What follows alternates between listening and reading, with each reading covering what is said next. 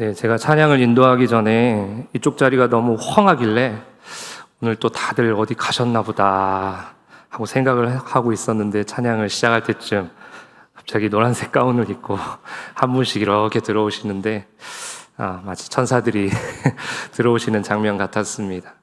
또 우리 장로님 또 지휘하시는 모습이 또 천사들을 지휘하는 그런 모습 같아서 너무나도 귀한 아름다운 찬양 감사드리고 하나님 그 찬양 받으신 줄 믿습니다. 찬양을 듣는데 오늘 전한 말씀 내용들이 들어있어서 굳이 말씀을 전하지 않아도 되겠다, 이미 성도님들 은혜 다 받으신 것 같은데 라는 생각을 하게 되었는데요. 아무튼 오늘 또 가만히라는 제목으로 하나님의 음성을 듣는 그런 시간 되었으면 좋겠습니다. 이번 주 한 주간이 1년 중에 휴가 피크 기간이라고 합니다. 일명 7말 8초라고 하지요. 어찌 보면 옛말이 되어 가기는 합니다만, 그래도 이번 주간에 많은 분들이 휴가를 계획하고 휴가를 떠나신 것 같습니다. 우리 성도님들은 어떠십니까? 물론 다녀오신 분들도 계시고 이번 주에 가시는 분도 계실 건데, 앞으로 또 휴가 계획을 세우실 것인데, 어떤 분들은 이렇습니다. 뭔 놈의 휴가냐, 그냥 가만히 집에 있는 게 그게 휴가지 하면서 방콕 쪽이 계시고요. 그리고 무슨 휴가는 휴가답게 보내야지 하면서 아주 주도 면밀하게 9시에는 어디 가고, 10시에는 어디 가고, 11시에는 어디 가고, 오늘은 어디 가고, 내일은 어디 가고, 이렇게 아주 주도 면밀하게 이렇게 정해서 휴가 계획을 세워서 다니시는 분들이 계십니다. 우리 성도님들은 어떤 부류에 속하십니까? 나는 그냥 대충 휴가는 집에서 보내야 돼, 가만히 있어야 돼, 이런 분이십니까? 아니면 주도 면밀하게 잘 정해서 그렇게 휴가를 해야 되는 그런 분들이십니까? 속으로 한번 대답해 보시고요. 우리 성도님들, 얼음땡놀이라는 거 아십니까? 얼음땡놀이. 저는 어렸을 때 좀 많이 해봤던 것 같은데요. 술래를 피해서 막 도망 다니다가 술래가 가까이 오면 얼음 하는 것입니다. 얼음하면 가만히 있어야 됩니다. 거기서 움직이면 술래가 되는 것이죠. 근데 가만히 있는데 술래가 아닌 친구가 옆에 와가지고 저 몸을 탁 터치하고 땡 하면 그때부터 다시 도망 다닐 수가 있습니다. 그런데 저는 체질상 보니까 얼음하면서 가만히 있는 체질이 아니더라고요. 차라리 술래를 피해 다니면서 약 올리면서 막 돌아다니는 것을 좋아하는 그런 체질인 것 같습니다. 가만히 있는 것을 별로 좋아하지 않았던 것 같습니다. 요즘 유행하는 것 중에 이렇게 가만히 있는 걸 싫어하는 사람이 좀 싫어하는 그런 유행하는 것이 있는데, 바로 뭐냐면 멍 때리기입니다. 우리 성도님, 멍 때리기 해보셨습니까? 우리가 불을 바라보면서 멍을 때리면 불멍이라고 하고요. 물을 바라보면서 멍 때리기를 하면 물멍이라고 합니다. 그리고 사랑한 사람을 바라보면서 하면은 애땡이라고 합니다. 아이스크림을 바라보면서 멍을 때리면 아땡이라고 합니다. 뭐든지 그냥 갖다 붙이면 멍 때리기가 되는 거예요. 사실 우리는 주님을 바라보는 주땡이 되어야 되지 않을까요? 다 주땡이 되시기를 축복합니다. 그런데 혹시 그거 아십니까? 이 멍 때리기 대회가 있다는 거 아십니까? 서울에서 한강에서 몇 개월 전에 멍 때리기 대회가 열렸는데요. 이 대회가 무려 6년째 지금 계속되고 있다고 합니다. 올해 3,160팀이 참석을 했는데요. 그만큼 인기가 있는 대회죠. 다른 거 없습니다. 그냥 한 곳만 바라보는 것입니다. 멍 때리는 것입니다. 움직이거나 뭔가 핸드폰을 만지거나 다른 것을 하면 바로 탈락되는 그런 경기죠. 아마 제가 참석한다면 예선도 못 치르고 탈락할 것 같습니다. 성도님들은 가만히 있는 걸 잘 하시나요? 아니면 가만히 있는 걸 잘 못 하시나요? 오늘 우리 하나님께서는 우리에게 모세를 통해 가만히 있으라 라고 명령을 하고 계십니다. 오늘 본문의 배경을 잠깐 설명을 드리면요, 이스라엘 백성들이 출애굽을 한 다음에 이제 홍해라는 곳을 앞에 두고 있는 그런 상황입니다. 그런데 이스라엘 백성들이 출애굽했다라는 이유 때문에, 도망갔다라는 이유 때문에 애굽 사람들이 난리가 났어요. 애굽 왕인 바로가 화가 나가지고 애굽에 훈련된 수많은 군대들을 다 불러 모았습니다. 다 불러 모아서 이 이스라엘 백성들을 쫓아가죠. 이것을 목격한 이스라엘 백성들은 크게 두려워했다라고 성경에 기록하고 있습니다. 뒤에서는 애굽 군대가 쫓아오고 앞에는 홍해가 있는 그런 사면 초가의 상황, 진퇴양난의 그런 상황 가운데 있을 때 이스라엘 백성들은 크게 두려워했다라고 합니다. 그때 이스라엘 백성들이 선택한 것은 하나님께 기도하는 것이었습니다. 하나님 살려주십시오. 하나님 도와주십시오. 그런데 이렇게 기도하다가 말고 갑자기 모세를 향해서 이렇게 외치는 것입니다. 출애굽기 14장 11절과 12절의 말씀입니다. 중간에 좀 생략하고 제가 읽어드리겠습니다. 모세에게 이르되 애굽에 매장지가 없어서 당신이 우리를 이끌어내어 이 광야에서 죽게 하느냐. 우리를 내버려 두라. 우리가 애굽 사람을 섬길 것이라 하지 아니하더냐. 애굽 사람을 섬기는 것이 광야에서 죽는 것보다 낫겠노라. 아멘. 이 이야기를 하고 있는 것은요, 이 상황에서 불과 얼마 전에 이스라엘 백성들은 하나님의 크신 은혜를 경험하였습니다. 430년 동안 노예로 있던 이스라엘 백성들을 하나님께서 10가지 재앙을 통해 출애굽시켜 주셨습니다. 그리고 광야의 길을 걸어갈 때 구름 기둥과 불 기둥으로 하나님께서 지키시고 보호하셨습니다. 이런 큰 은혜를 경험한 그들이 뱉은 말이 방금 제가 읽어드렸던 이 이야기입니다. 뭐라고 할 것이 없는 것이 사실 우리의 모습 같습니다. 하나님께서 우리를 구원해 주시고 우리를 살리시기 위해 십자가까지 지시기까지 우리를 사랑하셨던 그 은혜를 우리는 때로는 잊은 채 어떤 문제와 어려움과 고난이 다가오면 그저 불평하고 불만하기를 많이 하는 게 우리의 모습 아니겠습니까? 오늘 그렇게 불평하고 불만하고 있는 이스라엘 백성들을 향하여 모세가 무슨 말을 하고 싶었을까요? 혼내주고 싶지 않았을까요? 좀 가르쳐주고 싶지 않았겠습니까? 하나님 그런 분 아니다라고. 그런데요, 모세는 이렇게 이야기합니다. 여러분 두려워하지 마십시오. 여러분 두려워하지 마십시오. 그러면서 오늘 본문의 말씀을 하는데요, 핵심은 그것입니다. 가만히입니다. 가만히예요.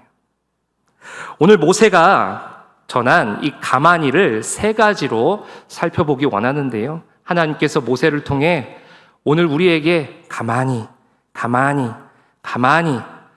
이런 음성을 들려주실 때 하나님의 음성으로 들려주시는 축복이 있기를 소망합니다. 첫 번째는요, 한번 따라해 보시겠어요? 가만히 서야 합니다. 본문 13절 전반절의 말씀 다 같이 읽겠습니다. 시작.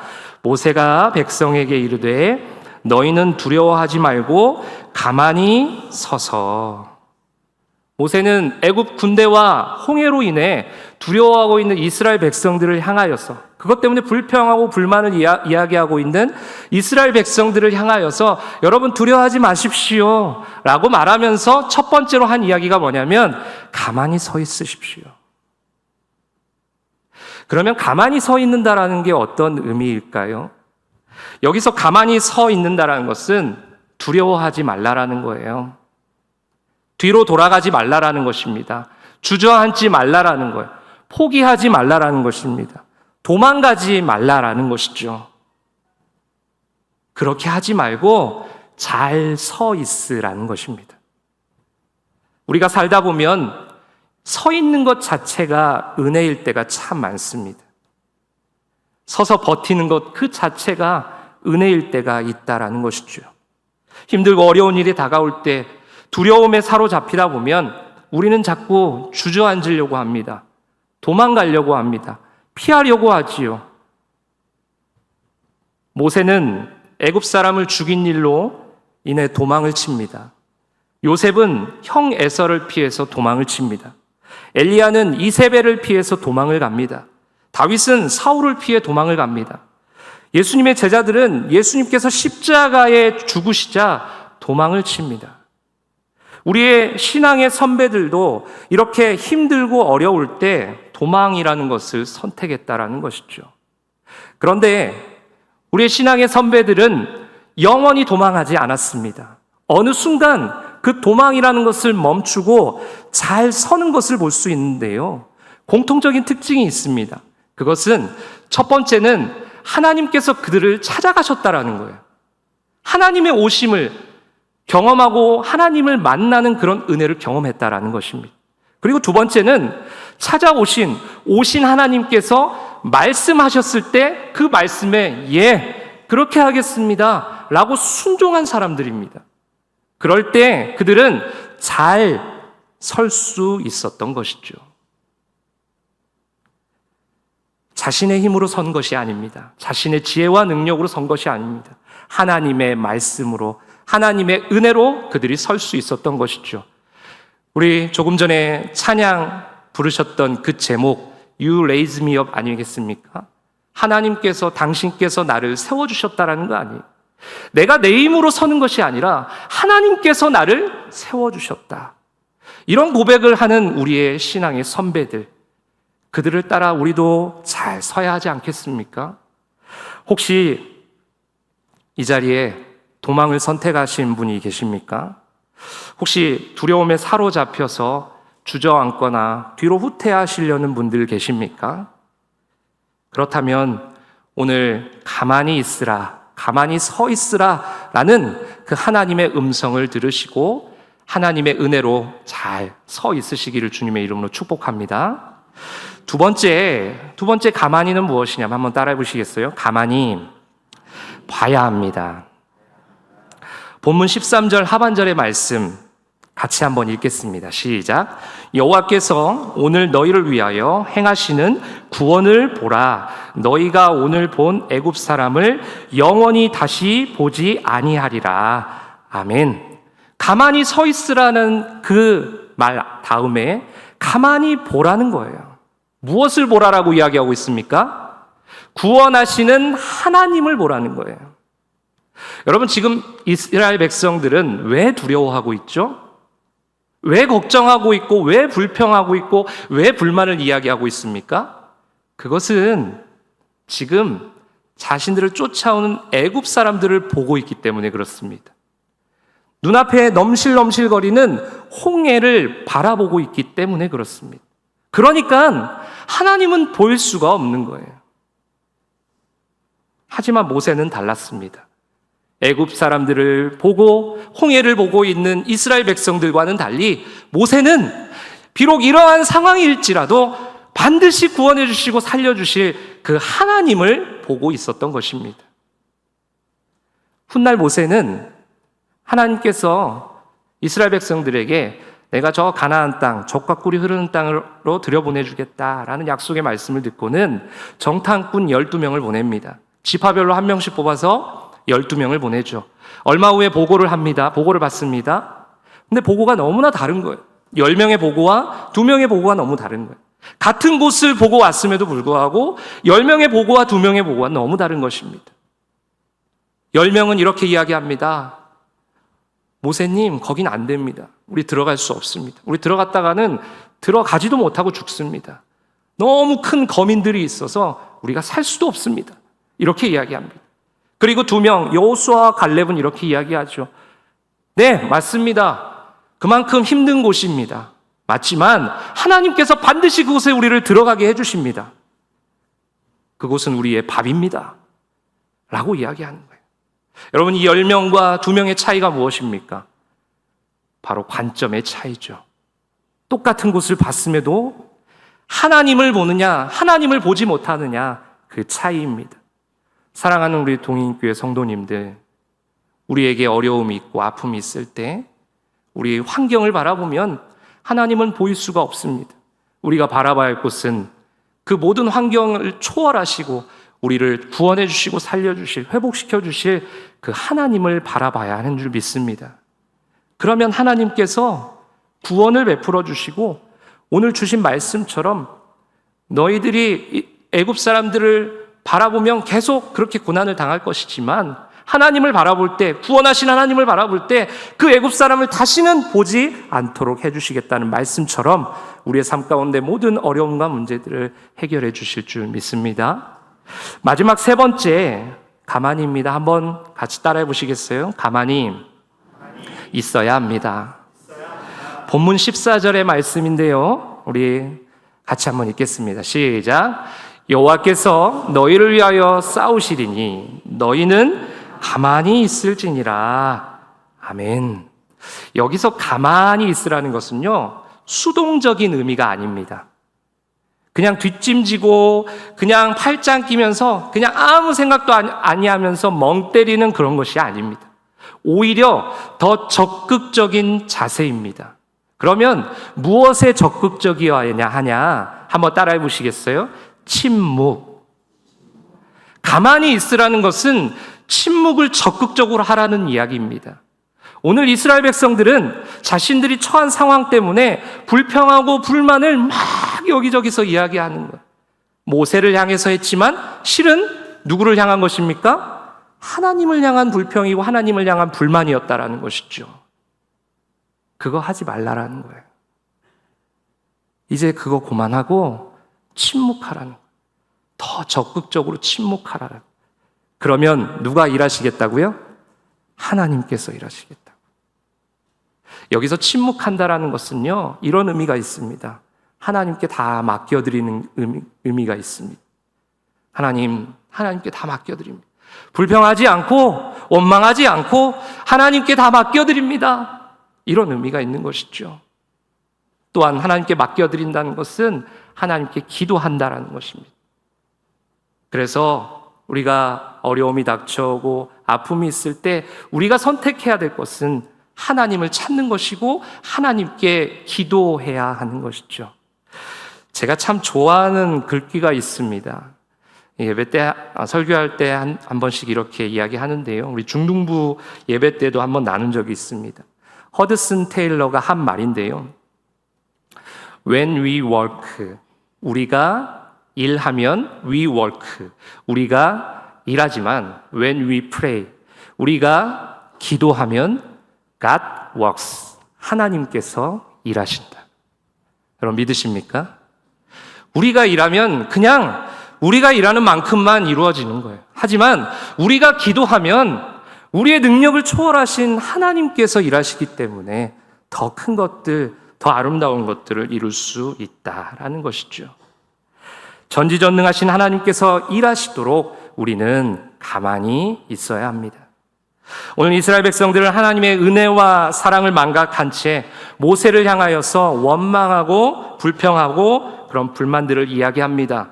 그때 하나님께서는 모세를 통해 세 가지를 말씀하시죠. 가만히 서라, 가만히 봐라, 가만히 있어라.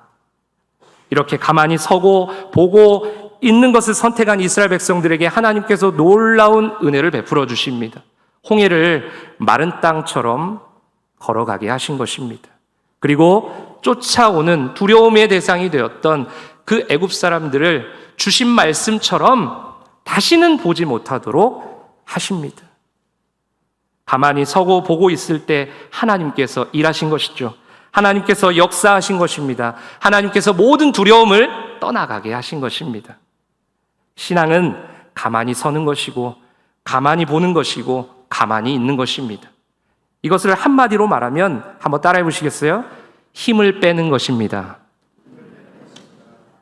예수님께서는 얼마든지 자신의 힘과 능력으로 온 세상을 다스리시고 통치하실 수 있었습니다. 하지만 예수님은 그렇게 하지 않으셨다라는, 십자가를 지시기까지 모든 힘을 다 빼셨습니다. 그저 아버지이신 하나님께서 일하실 수 있도록 말이죠. 결국 예수님은 십자가를 이기시고 부활하시고 온 세상을 다스리시고 통치하셨습니다. 사랑하는 동인가족 여러분, 오늘 주신 말씀 잘 기억하고 어떠한 상황에서도 가만히 서고 가만히 주님을 바라보고 가만히 있는 적극적인 침묵, 기도를 통해 하나님의 일하심을 목도하는 하나님의 자녀들 다 되시기를 주님의 이름으로 축복합니다.